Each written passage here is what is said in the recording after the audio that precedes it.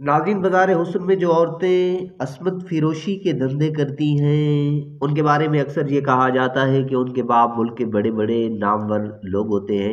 और ये सच भी है कि आम गरीब आदमी में इतनी तौफ़ीक व इस्तिताअत कहाँ कि वो बाज़ार हुस्न में दादे ऐश दे सके। ये तो वो मतमूल जागीरदार, ताजिर और सरमायादार ही कर सकते हैं, जिनके पास हलाल व हराम हर किस्म की दौलत होती है और वो उस दौलत को बेतहाशा अपने ऐशो इशरत पर लुटा सकते हैं। चुनाचे इस बाजार की बेटियां बेशक बड़े लोगों की औलादें भी होती हैं, लेकिन बड़े लोग इतना हौसला कभी नहीं रखते कि अपने गुनाहों का इतराफ करके अपनी उन बेटियों को बाजार से ले जाएं। चुनाचे ये जहां परवान चढ़ती हैं उस धंधे में लग जाती हैं। एक बार फिल्म स्टार अंजुमन ने एक बयान में दावा किया था कि मेरा बाप साबिक रियासत पुल बहावर के अमीर उल उमरा किस्म के लोगों में शामिल था। फिल्म स्टार अंजुमन ने सबसे पहले मुल्तान के बाजार हुस्न में आंख खोली थी, लेकिन जवानी की दहलीज पर कदम रखते ही उसकी जहां दीदा माँ उसे पाकिस्तानी फिल्म सनत के मरकज लाहौर में ले आई। यहाँ तवैफों के आगे बढ़ने के इम्कानात और मौके ज्यादा होते थे।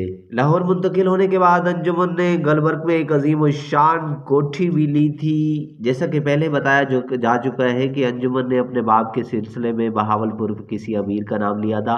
मुमकिन है उसका ये दावा दुरुस्त हो।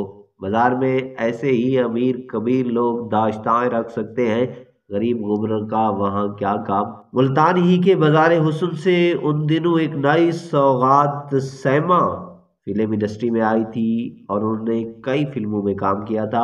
मुल्तान के बाजार हुस्न को ये अनोखा एजाज हासिल है कि वहाँ से फिल्म इंडस्ट्री को कई सितारे मिले हैं।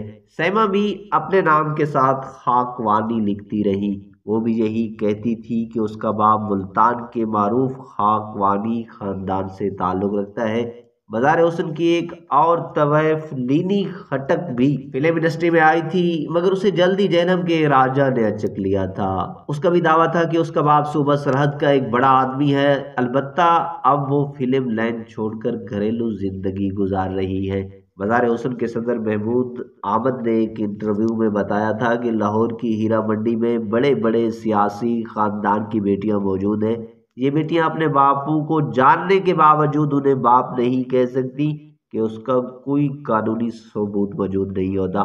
महमूद अहमद ने बताया था कि उनके बाप उन्हें बेटियां नहीं मानते, या शायद वो उन्हें जानते भी नहीं। लेकिन मेरे इल्म में ऐसे वाकयात हैं कि किसी बाप ने अपनी ही बेटी का रक्स देखा और फिर उसे शब बसरी के लिए भी ले गया। सार लुधियानवी ने अपनी नज़म में बजा कहा था, यहाँ तनोमंद बेटे भी आ चुके हैं, अब्बा मियाँ भी, बेटी भी है, बहन भी और माँ भी। बहरहाल महमूद आमद के दावे के मुताबिक यहाँ बहुत से अफसरों और सियासतदानों की बेटियां भी मौजूद हैं। यहाँ ये अम्र भी काबिल जिक्र है कि मुल्तान के एक मशहूर जागीरदार और पंजाब के साबिक वजीर आला मियाँ मुमताज़ की बीवी अलमास का ताल्लुक भी इसी बाजार से था। फैसलाबाद की एक बड़ी नामवर शख्सियत जिसका ताल्लुक मियाँ नवाज शरीफ से भी रहा, उन्होंने भी फैसलाबाद की एक मशहूर तवैफ अलमास की बेटी से शादी की थी।